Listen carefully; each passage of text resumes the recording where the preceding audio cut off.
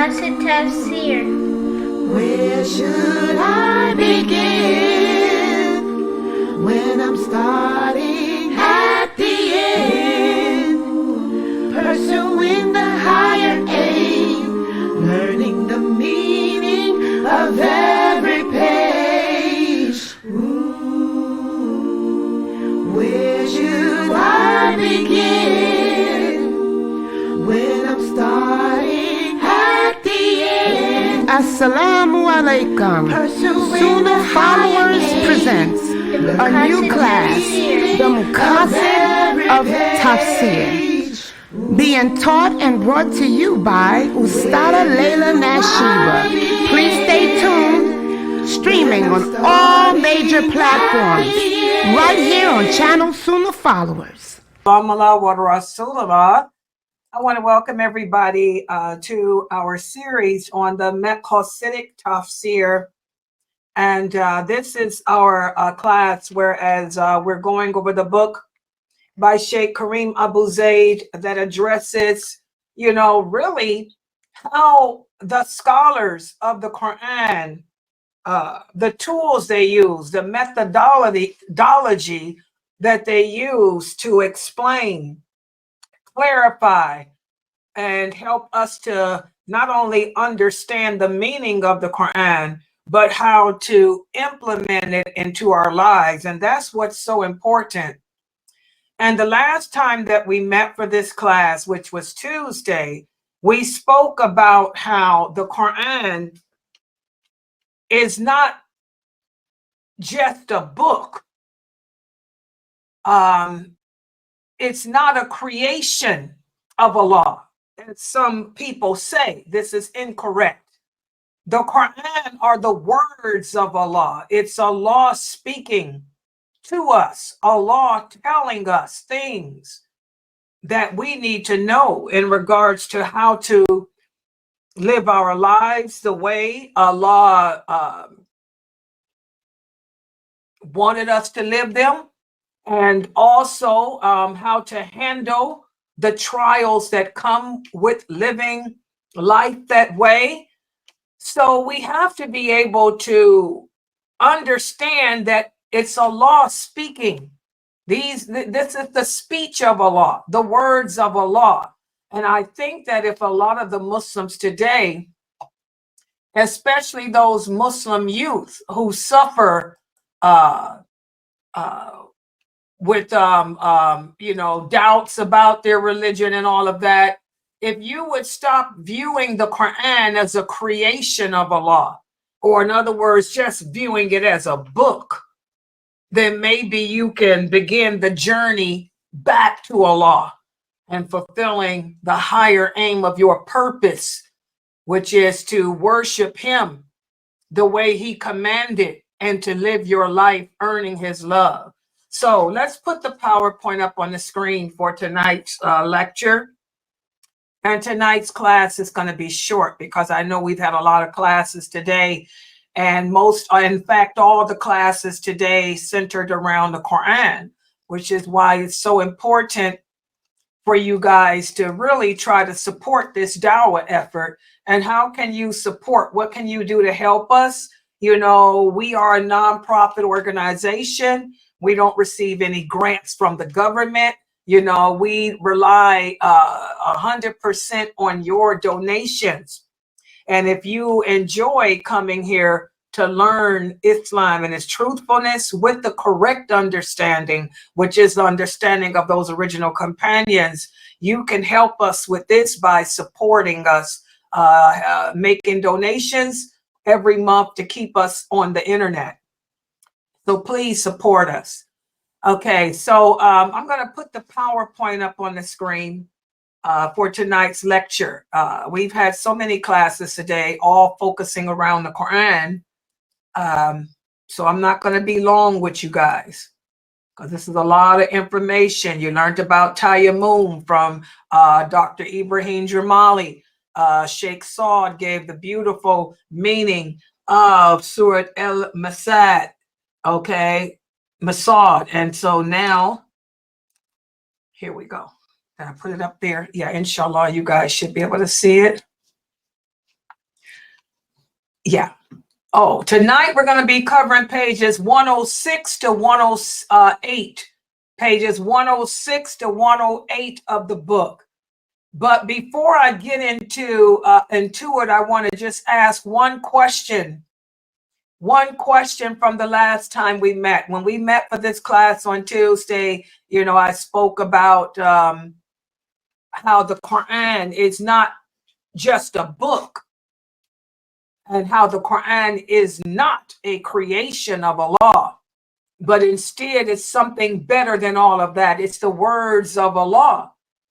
And once you start thinking of the Quran that way, once you start thinking of how Allah is speaking to us through those words of His, you can develop an understanding of the goal behind it. So who can tell us what is the goal behind the words of Allah? What is it? What is the goal behind the words of the Quran?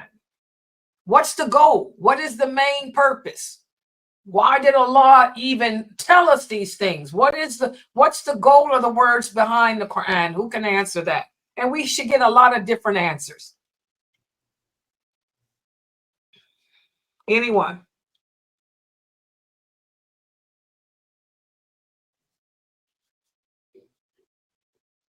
The goal is to assure us that we have support from our Creator that created us. We did not create ourselves.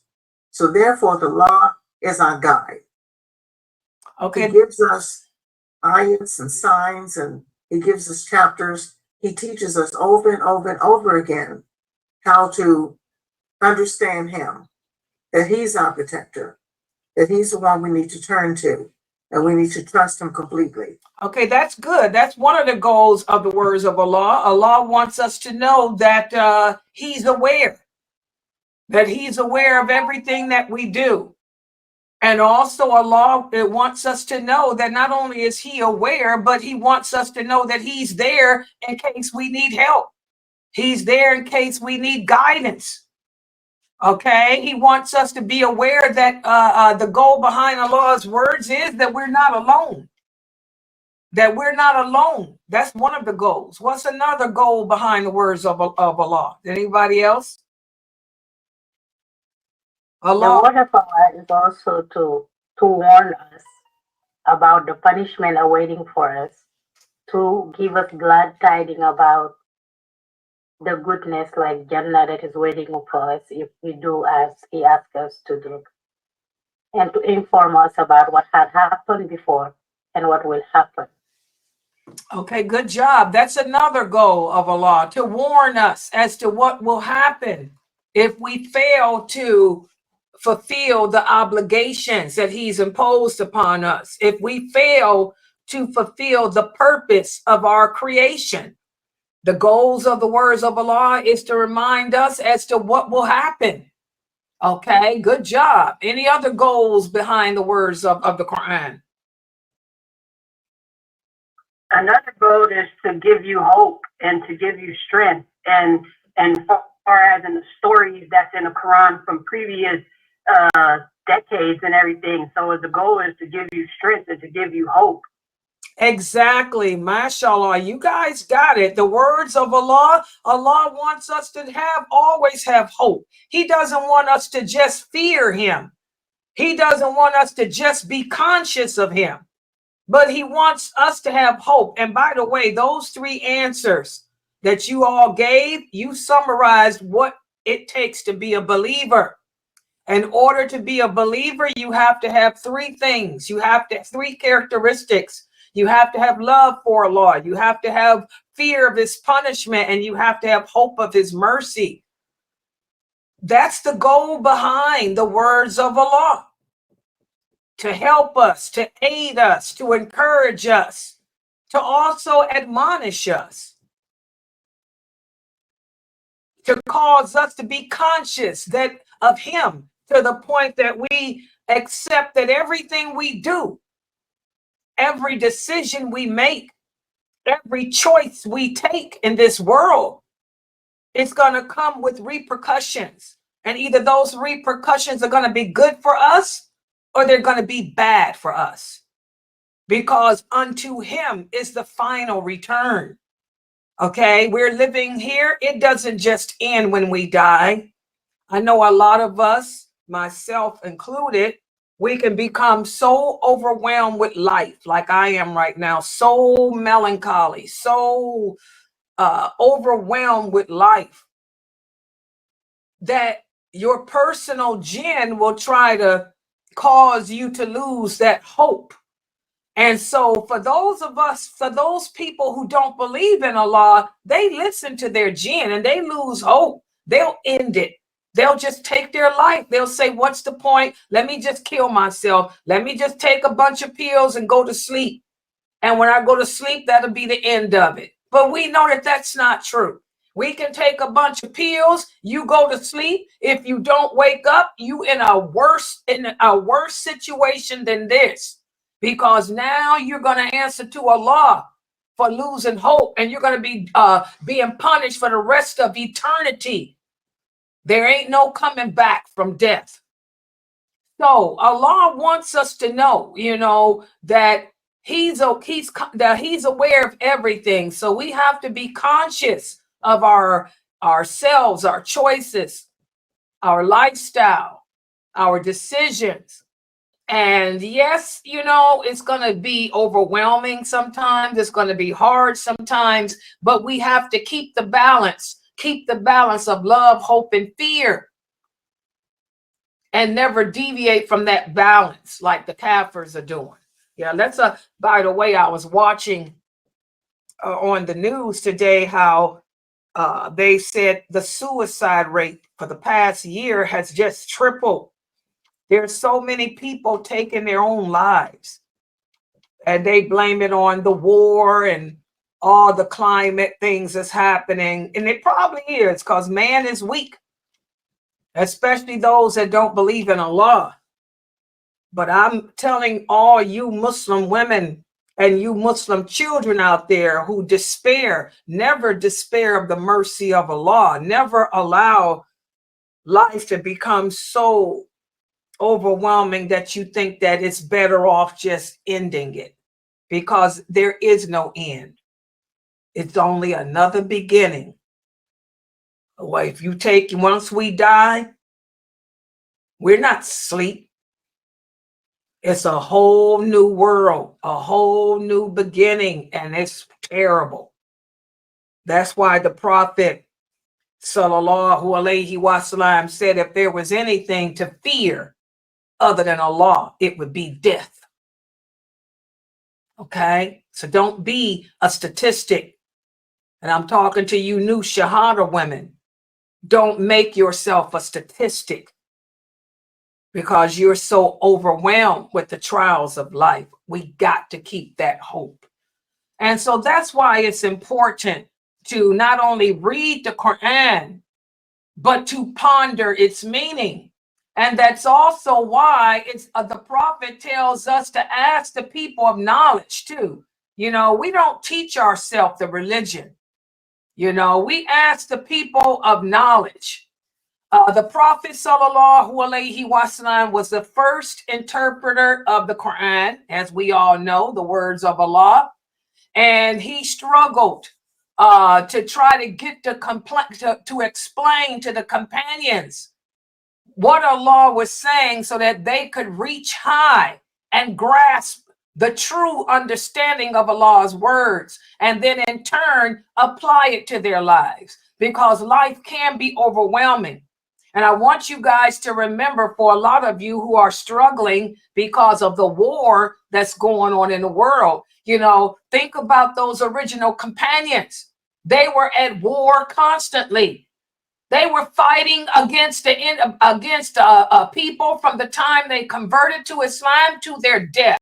They didn't have any. They lived in the war era. They lived in the dark ages, which is the worst ages of man's history, and it was nothing but war and death everywhere.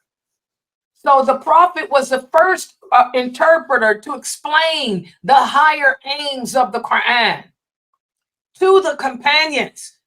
To tell them that everything that happens in this world is a test. Everything that happens in this world, it happens because Allah willed it. He made sure that the companions understood that man is not in control of anything. The Romans, the Persians, the pharaohs of Egypt, they have no power to do anything to anyone unless Allah allows it. Okay, so okay, yeah, I see. Let me fix it. So the truly good interpreter. Wait a minute, let me put it. Yeah, I messed it up. So a good interpreter of the Quran, he will use the same technique that the Prophet Muhammad sallallahu alaihi wasallam used. You know, he would take the words of Allah and identify what objectives were in the words of Allah, and in turn, you know, explain it to the people as a means of giving them hope and giving them guidance as to how to live their lives effectively. And again, how does the interpreter get this true understanding? He's got to investigate not only the Quran, but he has to also investigate the hadiths that relate to those verses that he's using, because the hadiths are the explanation of the Quran. And he also has to use analogy, and he has to use analysis. He has to be able to break down the meaning of the words of Allah. He has to also use the science of connectivity. So in turn, by putting all these different science techniques together, he can then give us the highest understanding of the words that can help bring about betterment for us in our personal lives. And before we identify the higher aims or parts of the Quranic verses, we must specify the primary and the founding purpose for which Allah revealed this book to us. And again, as we talked about in that first question here, Allah revealed the Quran to us to encourage us to listen to it, to ponder his words, to practice how to recite those words in good times and bad, and then implement them. The Quran is nothing, guys, if you don't implement it in your lives. So it's not just about reading the Quran in Arabic and memorizing how to recite it in Arabic. It's about understanding the meaning of those verses and then applying them to your personal life for guidance. And again, the Quran is not like any book written by man, because first of all, it's the words of Allah, not the creation of his. Okay, the Quran are the words of Allah, meant to be understood, meant to be thought and pondered. And the Quran was sent down to last until the end of time, to serve as guidance for us, inspiration for us, rules for us, morality for us, values for us until the end of time. Okay, and by the way, as we talked about in our 6 o'clock class, that's one of the miracles. That's the Quran is one of the miracles of the Prophet Muhammad sallallahu alaihi wasallam. So what we have today, remember the hadith that we spoke about, whereas before the Prophet sallallahu alaihi wasallam died, he told the companions, he said, if you live long, you will live to see many people who will be able to recite the Quran beautifully by heart, but it'll never go past their throats, because they will not know the meaning of the Quran, because they won't know my sunnah. He said, if you live to see the day where many, many men will be able to recite the Quran beautifully, do not be intimidated by them. Do not feel threatened by them, because until they learn my Sunnah, they will never understand it. And that's when he went on to say the Sunnah will become abandoned. The Sunnah will become forgotten. And he also went on to say the understanding, the traditional Islam that you all are upon and that I am upon will become abandoned and replaced with something bad.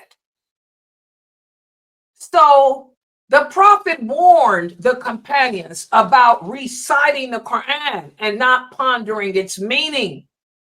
And Allah himself admonishes the person who attributes himself to the revelation but fails to understand and practice it. Listen to what Allah says in the interpretation of the meaning.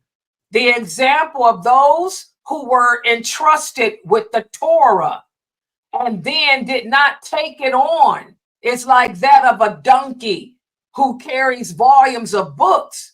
Wretched is the example of the people who deny the signs of Allah, and Allah does not guide the wrongdoing people. And again, we talked about how Allah gives us examples as to what happened to the people before us, the mistakes they made.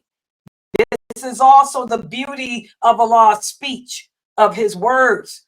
He warns us to not make the mistakes that they made, okay? He chastises us in this verse, those who follow their own desires rather than following the guidance that Allah has given us. And then look at this metaphor he used. He uses the metaphor as to how a person is like a donkey, or he could be like a dog that never feels at ease and is without refinement. Listen to this verse. Allah says, and the interpretation of the meaning, and if we wanted, we could have raised him, but he instead adhered to the earth and followed his own desire. So his example is like that of a dog. If you chase him, he begins to pant. But if you leave him alone, he still pants. That is the example of people who deny our signs. So relate the story so that perhaps people will give them thought. So here, this is the beauty of the Quran. It's the speech of Allah, not his creation. He's talking to us here. He's telling us here, don't make the mistake of being like a dog, like a donkey, like the people before us did. Okay? You don't just sit there and recite my words, but they have no bearing, no meaning upon you. Instead, you are living your life in this world following your own desires. Okay? You got the truth right here. You got the guidance from Allah right here, but you don't want to accept it. You rather give in to your desires. And this is where we've become today as a nation. We got some Muslims here in America who call themselves scholars. They want to sit down and play with Allah's words. They want to go through Allah's words and say that in regards to his laws and his rules of guidance, they're going to categorize them.